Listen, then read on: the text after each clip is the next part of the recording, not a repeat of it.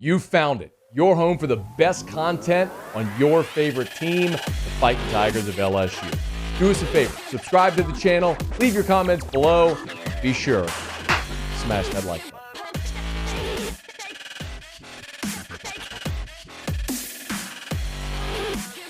If you missed it last night, which I am hopeful that many of you did, LSU is ranked 5th. So, top 4 was unchanged. LSU moved up a spot because of Tennessee's loss, meaning USC did not leapfrog LSU as some had thought might happen.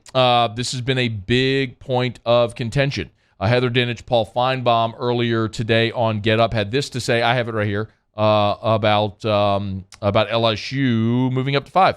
That if LSU runs the table and somehow beats Georgia to win the SEC, they're going to make history as the first 2-loss team in the college football playoff.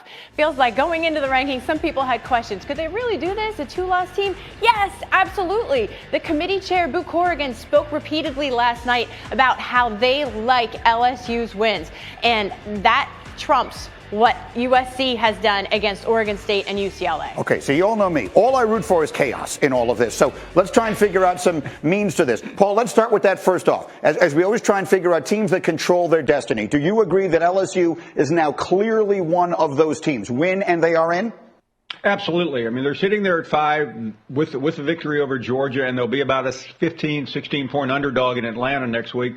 They'll have a win over the number 1 team in the country. They'll also, Greeny, have a win over Alabama, which will be probably in the top 6, maybe a little bit higher, depending on the chaos. I realize that they lost the opener, but the chairman said that's not going to be held against them, a 1-point loss against FSU. The glaring problem on their resume is on October 8th when they lost at home by 27 to Tennessee. But they haven't lost since, and I think that will weigh heavily on the committee's mind. Okay, so Heather Dinich, Paul Finebaum, the big takeaway there is both of them agree that if LSU wins out, they are going to be in the field of 4. I'm going to tell you what I've said, which is I don't feel like LSU controlled its destiny, that it was going to need help.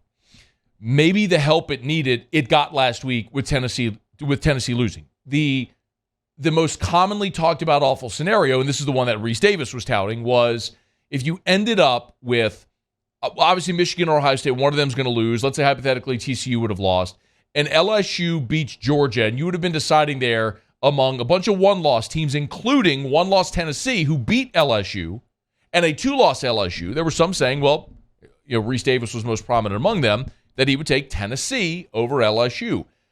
Tennessee losing gave LSU that boost. Like, it cleared a hurdle. I am still going to say, and I hope we don't have to find this out, because if we find it out, it's bad news for LSU. I am still going to maintain that these results from last night don't matter, because we have seen, you heard Boo Corrigan say LSU's wins are more important, are more impressive than USC's wins. Okay, well, what about when SC this week plays 15th ranked Notre Dame? Well, you could look at Ole Miss, the Ole Miss win, which was undefeated at the time LSU beat them, but Ole Miss has now lost 3 of 4. Like, a Notre Dame win for SC, hypothetically, could look better than LSU's win over Ole Miss. And especially, with, both of those would be home games. So, I'm going to continue to say this, and this is 100% my stern, hard, and fast belief. The committee didn't have to put USC ahead of LSU this week. They didn't have to, because they know Michigan and Ohio State are going to play, and they're still going to have time to sort this out. I tell you all the time, they're going to find the path of least resistance. Michigan and Ohio State are going to play, so one of them is going to lose, one of them is going to be out after this week. Let's see what LSU and USC do this week. If LSU beats Texas A&M, USC beats 15th ranked Notre Dame, next week, does the committee put USC ahead of LSU? That's going to be the big question. Because Ohio State or Michigan, one of them's moving out. There's going to be a new top 4 next week. Absolutely. Because Michigan and Ohio State play. There's going to be a new top 4. And it's the same mindset from the first week when when Tennessee and Georgia were both in there. And undefeated TCU was on the outside looking in. And it didn't matter because Tennessee and Georgia were playing that week. They were playing that week.